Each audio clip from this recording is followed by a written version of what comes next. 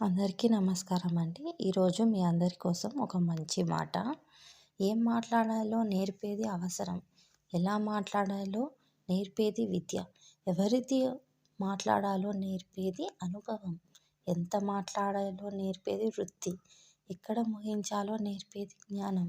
ఇవేమీ లేకుండా ఉట్టిగా నోరు పారేసుకునే వారిని ఎడ్లోళ్ళు అంటారు. చదువురాని ఎడ్లోళ్ళనైనా భరించవచ్చు, కానీ చదువుకున్న ఎడ్లోళ్ళని మాత్రం వాదించలేము. అసలే వాళ్ళకి తెలివితేటలు ఎక్కువ. మరి మీరేమంటారు? వీడియో నచ్చితే ఖచ్చితంగా లైక్ చేయండి. మరియు మన ఛానల్ని ఫైనల్గా లైక్ చేసి సపోర్ట్ చేసి సబ్స్క్రైబ్ చేసుకోండి.